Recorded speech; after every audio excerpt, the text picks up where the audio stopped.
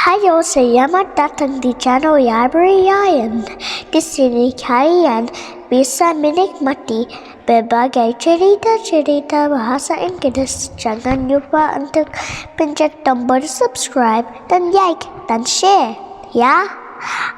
Agar kalian selalu mendapatkan cerita terbaru. Terima kasih. Hi guys, welcome to Library Iron. Today I'll be reading The Relucent Dragon. The Relucent Dragon. One evening long ago, a shepherd ran home, terrified. I saw something terrible, he cried to his wife and son.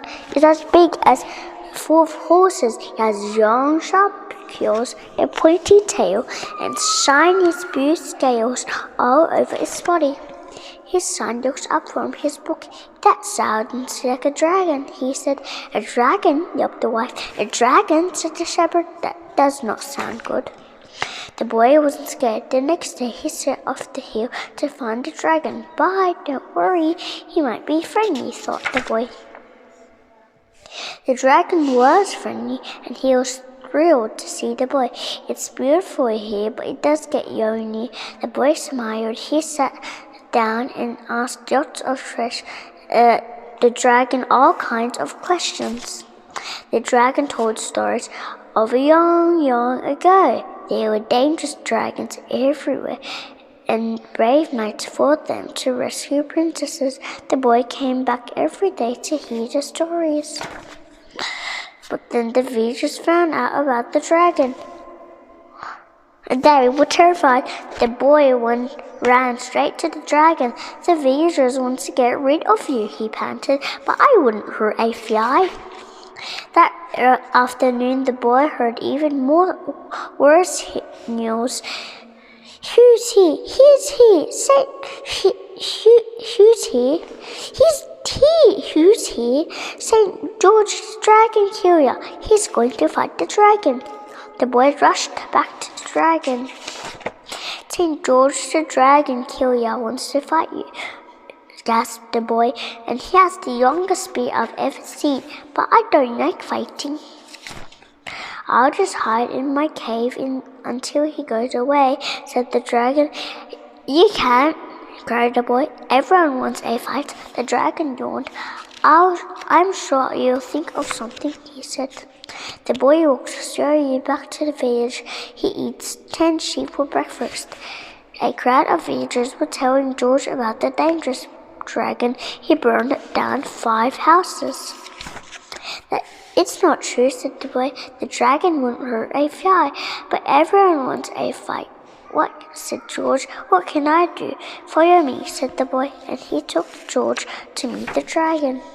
What a perfect place for fighting, said George. No fighting, said the dragon firmly. Not even a pretend fight, asked the boy. Maybe. The boy turned to George. Do you promise not to hurt him? Well, it has to look real, said George. Will there be a feast afterwards? Asked the dragon. There will, and you can come, promised George. The next morning, lots of villagers arrived to watch the fight. The boy waited nervously by the dragon cave. They cheered and waved when St. George rode into view, but where was the dragon? Then a roar echoed around the hills. Flames filled the air.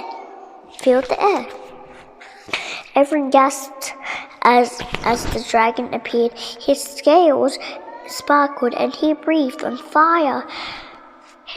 Charge! Cried George. He galloped hard, his spear held high. The dragon bounced up, and they shot past each other. Missed, said the crowd. George and the dragon turned around and charged again. This time there was no way they could miss. Cat bang! Oof! The dragon slumped to the ground. George towered over him. Cut off his head! I think the dragon has learned his lesson, George declared. Let's invite him to our feast. And he led the villagers, the boy, and the dragon back down the hill. The boy was happy because his plan worked. The villagers were happy because they'd seen a fight. George was happy because he'd won. The dragon was happiest of all. He had lots of new friends and a very full stomach. Jolly night it's been, he murmured, and began to snore. How will I get him home? I'll help, said George. He gave the dragon a prod, and they set off up the hill, arm by arm, the saint, the dragon, and the boy. Bye, thanks for watching. Please remember to like and subscribe and go to my channel to see more videos. Bye!